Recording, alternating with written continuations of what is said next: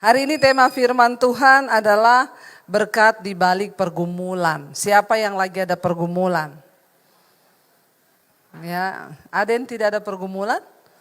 Saya doakan supaya ada pergumulan ya. Ada berkat di balik setiap pergumulan. Saudara, ya saya itu merenung-renung saudara begini ya. Kenapa ada orang-orang yang hidupnya itu tercatat di Alkitab? Dari zaman perjanjian lama kita membaca, ya sebut saja ya Abraham, kita sebut orang-orang yang luar biasa itu namanya tercatat di dalam Alkitab. Ya kita lihat raja-raja, kita lihat Yusuf, kita lihat Daud ya. Bahkan di perjanjian baru ada Paulus yang menulis ya paling banyak surat dari perjanjian baru. Saya mencoba merenung gitu ya. Kalau diaplikasikan dalam kehidupan sekarang ini, kita ini ya pantas enggak nama kita ada di dalam cerita tentang kehidupan di matanya Tuhan loh. Di matanya Tuhan. Saya merenungkan kenapa ya mereka itu tercatat. Ternyata yang tercatat di dalam Alkitab itu adalah orang-orang yang mengalami pergumulan yang hebat. Mengalami pergumulan yang berat, yang besar. Ya, makanya bersyukur kalau pergumulanmu berat dan besar, puji Tuhan namamu pasti tercatat di dalam kitab kehidupan. Ya. Jadi jangan mau menjadi orang Kristen yang gampangan, yang murahan. Semakin berat pergumulan kita, semakin banyak ya persoalan kita, tapi saya tidak bicara tentang orang yang bodoh ya. Yang mengalami pergumulan karena kebodohannya sendiri itu juga banyak. Ya, dia mengalami pergumulan karena dulu ketika diberkati tidak bisa mengelola keuangan. Akhirnya ketika ya penderitaan datang nggak punya apa-apa, padahal dulu bergelimang harta. Karena nggak bisa memanage keuangannya, tidak berhikmat. Nah itu salah sendiri. Tapi dalam hidup ini semua orang pasti mengalami pergumulan, saudara. Ya, dan Tuhan mau setiap kita mengalami pergumulan, kita itu pasti akan banyak. Kenapa Rasul Paulus itu menulis banyak ya firman Tuhan? Karena di dalam dia bergumul itu dia mengalami tekanan yang luar biasa. Dia mencari Tuhan, dan ketika dia mencari Tuhan dia itu mendapat hikmat, mendapat rema yang pada akhirnya dicatat sebagai firman Tuhan, dan itu benar-benar dari Tuhan. Misalnya dia berkata pencobaan-pencobaan yang kita alami, ya itu tidak melebihi batas kekuatan kita.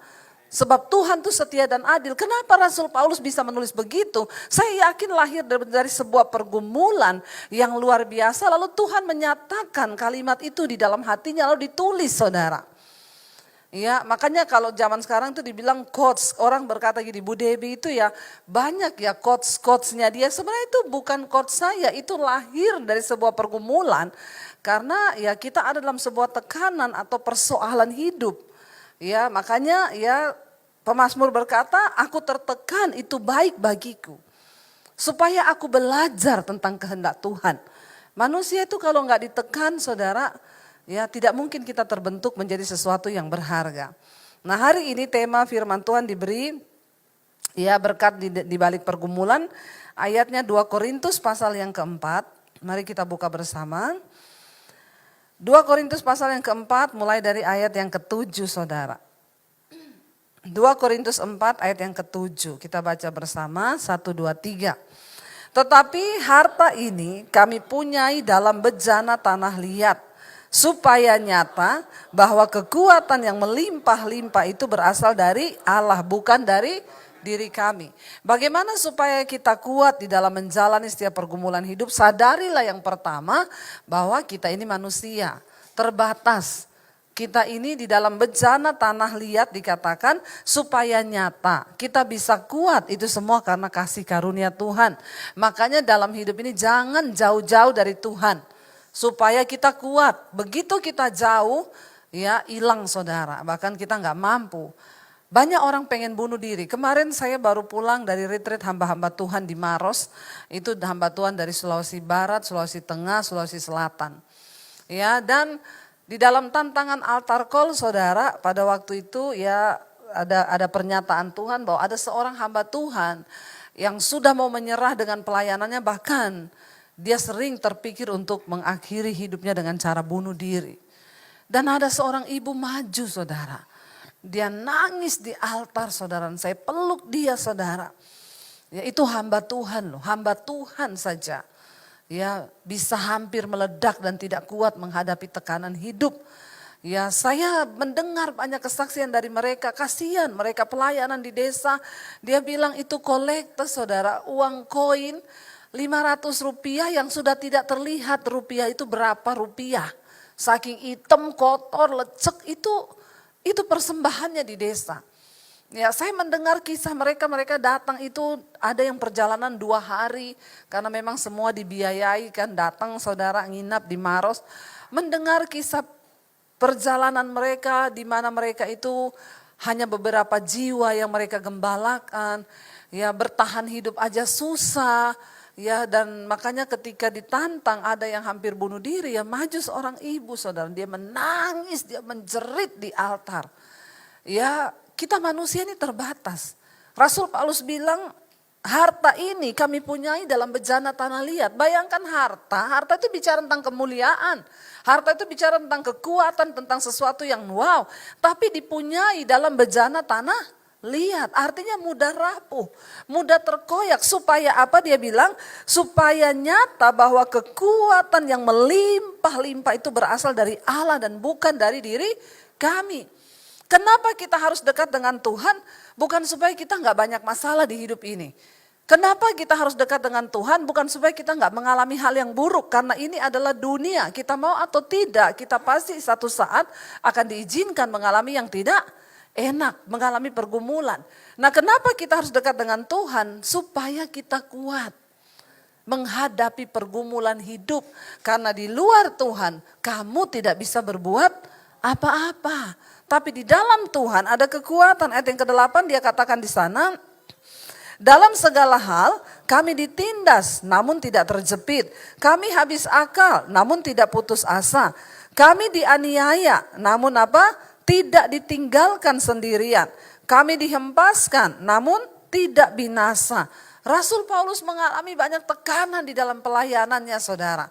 Ya, tetapi dia berkata dalam segala hal kami ditindas namun tidak terjepit. Kami habis akal namun tidak putus asa. Kami dianiaya namun tidak ditinggalkan sendirian. Kami dihempaskan namun tidak binasa. Saya membaca ini saya itu malu saudara. Rasul Paulus berkali-kali dipenjara karena nama Yesus. Harusnya ketika orang dipenjara, dia disesah, dia disiksa dalam penjara. Harusnya dia bisa dong berkata, di mana engkau Tuhan? Aku melayani engkau loh. Tapi kenapa engkau tidak menyatakan dirimu? Saudara, tapi dia berkata, ya di sini dia bilang, aku dianiaya namun tidak ditinggalkan sendirian. Wow.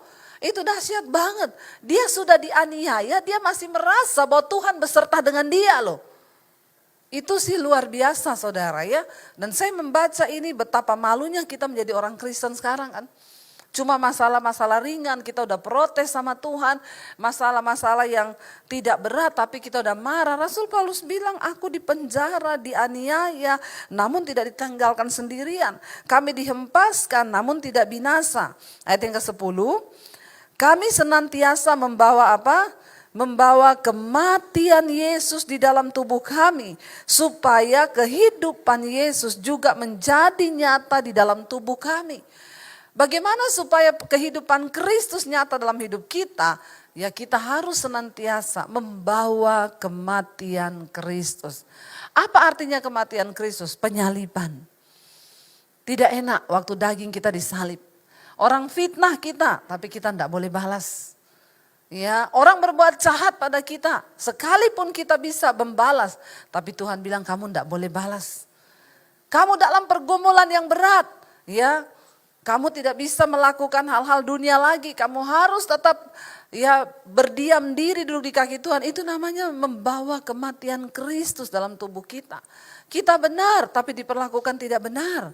Ya, kita ada dalam pergumulan yang berat tapi harus tetap mengucap syukur. Itu namanya menyalibkan daging. Supaya kemuliaan Kristus itu juga nyata dalam tubuh kita. Ayat yang ke-11. Sebab kami yang masih hidup ini terus menerus diserahkan kepada maut karena Yesus. Supaya juga hidup Yesus menjadi nyata dalam tubuh kami yang fana ini. Selama kita masih hidup tidak mungkin tidak ada pergumulan.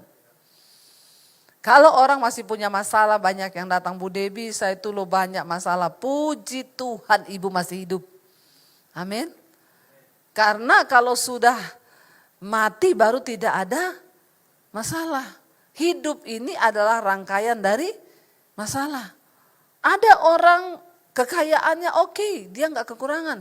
Tapi anaknya, ya anaknya menjadi salib bagi dia. Ada orang pelayanannya luar biasa, ya, tetapi istrinya menjadi salib bagi dia, keluarganya.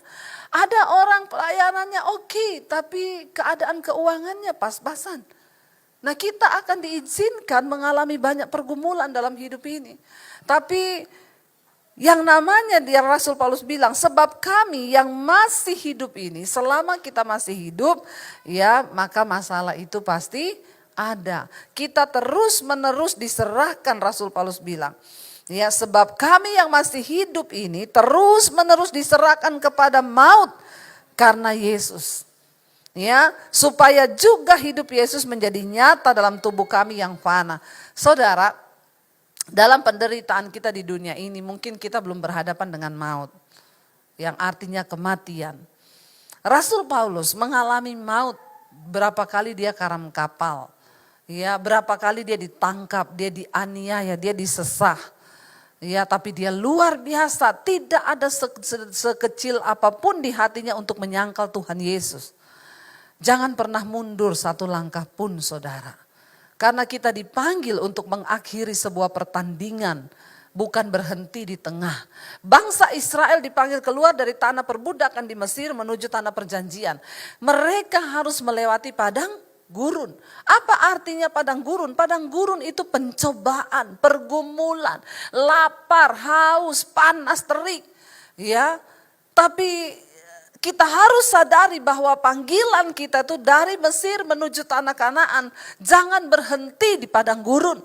Banyak orang Israel berhenti di padang gurun. Mereka berbuat dosa, mereka berteriak, mereka menghujat Tuhan, menghujat Musa. Apa yang terjadi? Mereka jadi bangkai di padang gurun, saudara. Jangan berhenti sekalipun engkau berkata, Tuhan aku udah gak sanggup untuk berjalan. Kalau engkau sudah tidak sanggup berjalan, merayap saudara. Tapi tetaplah berjalan. Jangan pernah mundur dalam pergumulan hidup. Seberat apapun pergumulan hidup kita, berjalan. Tetaplah mengiring Tuhan dan jangan pernah menyerah. Saya percaya kita semua belum sampai di akhir hidup yang berkata seperti Rasul Paulus, kita setiap hari terus menerus berarti gak pernah ada stopnya. Kita mengerti karena pada waktu itu dia memberitakan Injil di tengah keadaan yang sulit. Dia ditentang, mau dibunuh. Ya, dan dia tetap berkata, saudara, aku membawa kematian Kristus. Artinya apa? Dia sudah siap mati. Dia siap mati demi nama Yesus. Tidak ada lagi yang dia pusingkan. Dan bukankah Tuhan Yesus berkata, seorang prajurit yang sudah siap berjuang, dia tidak memusingkan perkara-perkara penghidupannya. Karena dengan berbuat demikian, ia berkenan kepada komandannya. Kenapa kata-kata itu bisa keluar dari sebuah tulisan Rasul Paulus? Ini ditulis sudah berapa ribu tahun yang lalu, saudara. Dan kata-kata yang keluar dari Paulus itu luar biasa. Kenapa? Karena dia mengalami pergumulan yang hebat. Dia tidak pusingkan dirinya. Karena itu ada pernyataan-pernyataan firman Tuhan. Dengar baik, semakin banyak engkau bergumul saudara, maka Tuhan akan semakin banyak berbicara kepada kita. Ya, tapi yang namanya manusia itu maunya aduh jangan bergumul ya Bu ya. Kalau bisa yang enak-enak aja lah hidup ini ya. Yang instan, Tuhan gak mau dengan yang instan. Kenapa Yusuf tercatat di Alkitab? Dia adalah orang yang masuk dalam pergumulan yang berat. Ya, dia dibuang oleh keluarganya, lalu dia difitnah, dia dimasukin ke sumur, dijual, jadi budak, dipenjara. Karena itu namanya tercatat di dalam Alkitab. Ya, karena kalau kita mau saudara, nama kita ada di dalam kitab kehidupan. Berjuanglah supaya engkau punya catatan tentang kemenangan iman. Orang yang namanya tercatat dalam kitab kehidupan itu Siapa? Hanya orang-orang yang menang dalam pergumulan hidup. Makanya Yesus berkata ketika kali kedua aku datang ke dunia ini, adakah iman aku dapati? Tuhan cuma cari iman. Dan rasanya tidak mungkin, rasanya sulit saudara. Tapi ketika kita mau berjuang bersama Tuhan, maka tidak ada perkara yang mustahil. Ya Tuhan sanggup. Di sini dikatakan ya sebab kami yang masih hidup ini terus menerus diserahkan kepada maut. Karena Yesus supaya juga hidup Yesus menjadi nyata dalam tubuh kami yang fana ini. Dengan kata lain kalau kita tidak mau menderita bersama Yesus, maka tidak mungkin kita juga mengalami kemuliaan bersama Yesus. Mari tanamkan di dalam hatimu hari ini saudara. Hanya orang-orang yang mau berjuang, hanya orang-orang yang mau menang sampai pada garis akhir. Mereka adalah ya orang-orang yang namanya akan tercatat dalam kitab kehidupan. Bukankah itu goal dari hidup kita? Kalau namamu tidak tercatat dalam kitab kehidupan, maaf engkau tidak layak berada di sorga yang mulia. Enggak peduli mau engkau Kristen, mau engkau pelayan Tuhan. Mari kita mulai hari ini berkata, Tuhan aku mau bikin catatan hidup bersama dengan Tuhan. Supaya aku keluar sebagai pemenang Tuhan. Aku mau bikin catatan hidup dengan Tuhan. Supaya namaku tercatat di dalam kitab kehidupan. Biar kita menang sampai pada garis akhir. Ayat 12. Maka demikianlah maut juga giat di dalam diri kami. Dan hidup giat di dalam kamu. Ini Rasul Paulus bicara tentang pelayanannya. Ya, dia sekalipun maut giat dalam dia mau coba berusaha dibunuh tapi tidak apa-apa. Demi untuk jemaat itu mendapat kehidupan di dalam Kristus. Ayat 13. Namun karena kami memiliki roh iman yang sama. Seperti ada tertulis apa? Aku percaya sebab itu aku berkata-kata. Maka kami juga percaya dan sebab itu kami juga berkata-kata. Saudara, engkau tidak akan mungkin bisa menceritakan tentang kebaikan Tuhan. Kalau engkau tidak pernah mengalami Tuhan. Engkau tidak akan pernah bisa menceritakan kemuliaan Tuhan. Kalau engkau tidak pernah ya mengalami pergumulan bersama dengan Tuhan. Ya, kita percaya.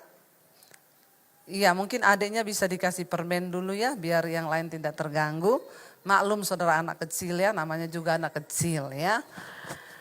Dikasih permen atau mainan ya, iya ya adik ya. Saudara di sini dikatakan bahwa ketika kita mengaku percaya, maka kita bisa berkata-kata, maka kami juga percaya sebab itu kami juga berkata-kata. Ayat 14, karena kami tahu apa?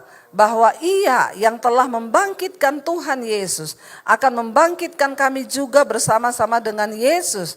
Dan ia akan menghadapkan kami bersama-sama dengan kamu kepada dirinya. Ya. Ayat yang ke-15, sebab semuanya itu terjadi oleh apa? Karena kamu supaya kasih karunia yang semakin besar berhubung dengan semakin banyaknya orang yang menjadi percaya. Menyebabkan semakin melimpahnya ucapan syukur bagi kemuliaan Allah. Kasih karunia itu akhirnya semakin besar lewat pelayanan Rasul Paulus. Bagi orang-orang yang kemudian menjadi percaya. Ingat saudara, kasih karunia itu diberi. Jangan hidup dengan prinsip hyper grace. Banyak orang berkata dosa itu tidak ada. Kita ini sudah diselamatkan. Jadi kita mau berdosa tidak apa-apa. Tetap kita selamat. Ini sangat menyesatkan. Pertama kali kita diterima oleh Tuhan Yesus, memang kita tidak diperhitungkan dosa kita. Sebab kamu diselamatkan bukan karena perbuatan baikmu, tetapi oleh karena kasih karunia. Ketika saya pertama kali diselamatkan Tuhan, saya tidak baik. Hidup saya hancur. Saya ini sampah. Bahkan saya ingin bunuh diri mengakhiri hidup saya. Tapi disitulah Tuhan menyelamatkan saya. Dia pilih saya bukan karena saya baik. Justru saya brengsek, Tuhan pilih saya. Tapi ketika saya sudah diselamatkan, saya diberi kasih karunia keselamatan itu. Ini harus kita jaga ini kasih karunia ini. Jangan sampai engkau buang dengan engkau kembali lagi ke dalam dosa. Alkitab berkata seperti babi yang kembali kepada kubangannya. Demikian orang yang sudah pernah mengecap kebaikan tapi dengan sengaja dia berbuat dosa lagi. Maka tidak ada lagi darah untuk menghapus dosa itu. Hati-hati saudara. Kita buat dosa wajar. Setiap hari pun kita masih buat dosa. Tapi bukan dosa yang disengaja. Ada orang-orang sengaja berbuat dosa, hidup dalam dosa, dalam kenajisan. Ya, perselingkuhan, kenajisan, homoseksual, lesbian, kepahitan. Mereka sengaja padahal mereka tahu Tuhan gak suka itu. Tapi mereka bilang, kita sudah selamat, ada kasih karunia. Di sini dikatakan ya supaya kasih karunia itu menjadi semakin besar, artinya apa? Semakin banyak orang yang diselamatkan. Tetapi ketika kita diselamatkan, jaga keselamatan itu. Sebab iman tanpa perbuatan adalah mati. Ayat 16 berkata begini saudara, kalau kita lihat judul perikopnya di sana di dalam Alkitab ada, jangan tawar hati juga ketika kita menghadapi maut. Ayat 16 bilang begini, sebab itu kami tidak tawar hati.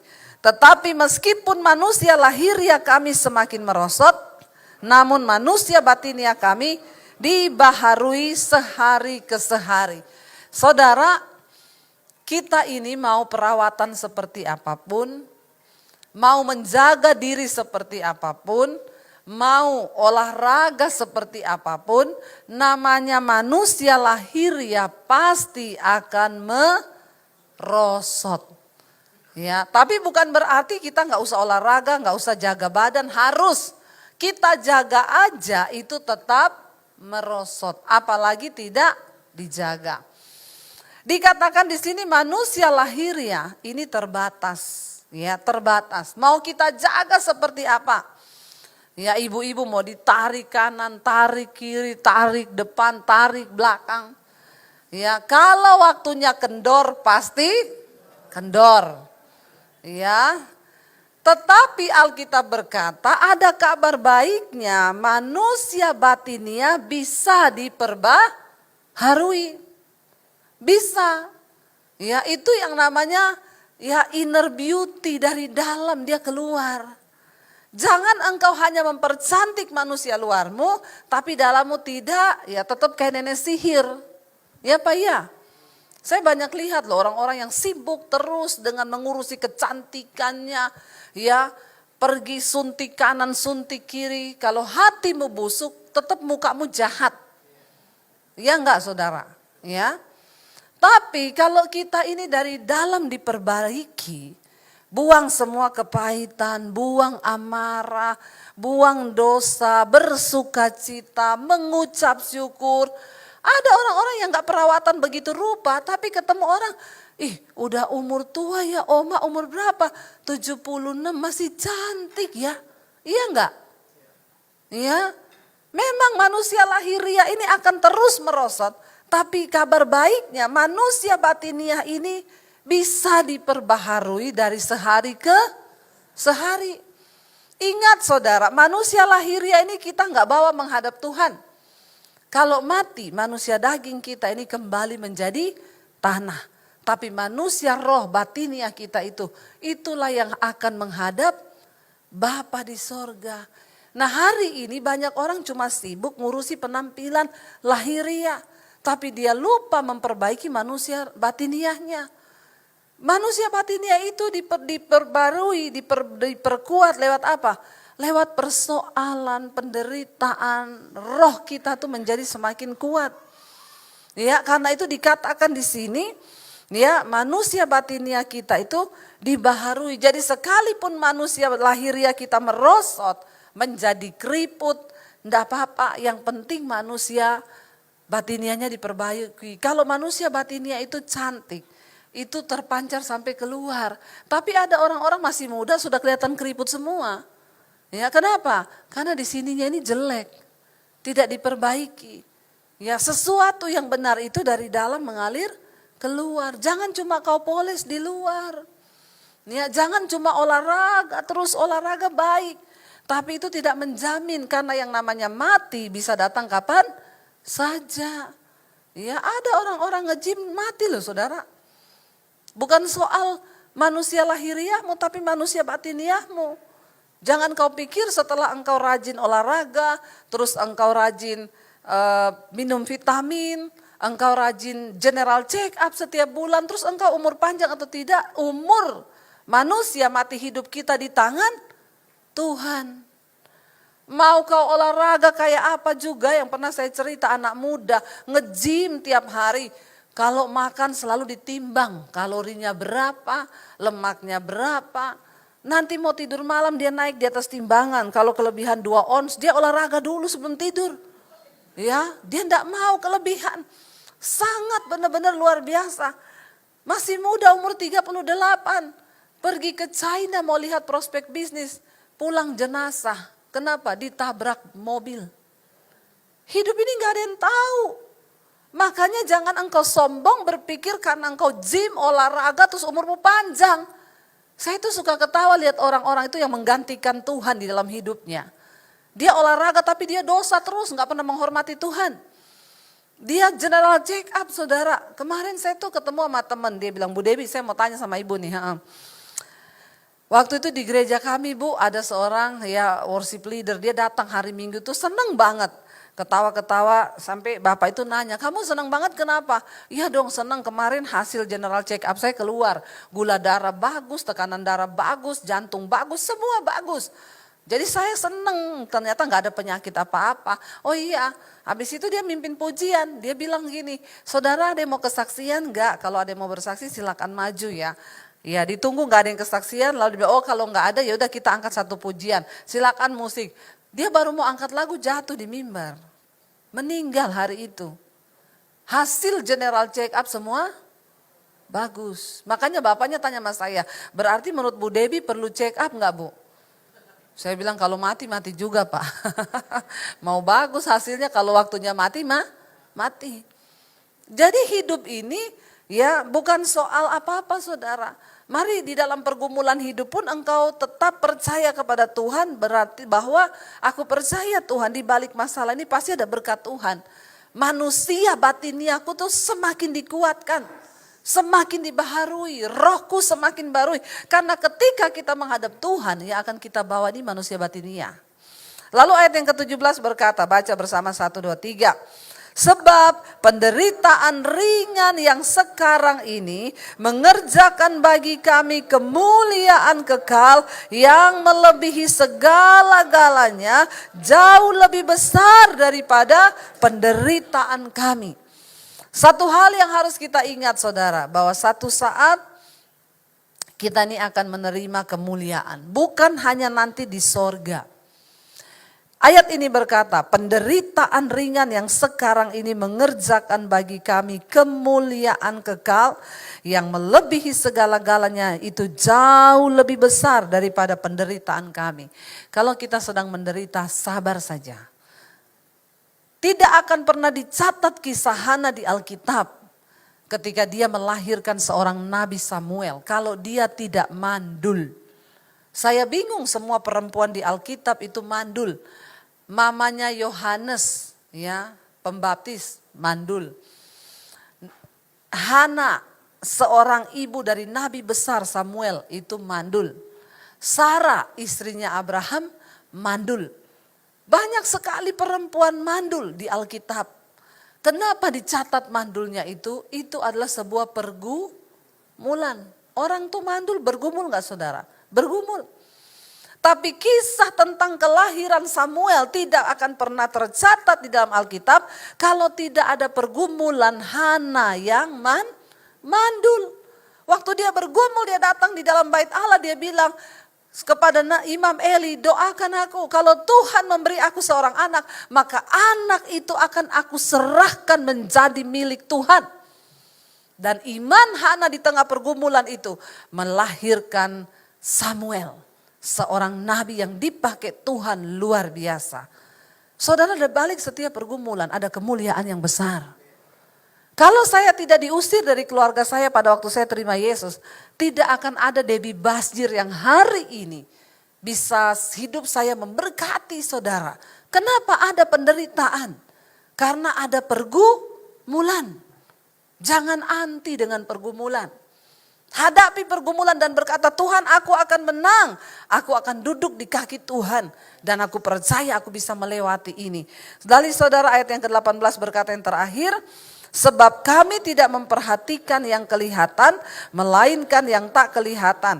Karena yang kelihatan adalah sementara, sedangkan yang tak kelihatan adalah kekal. Saudara, susah memang melakukan ini, tidak gampang.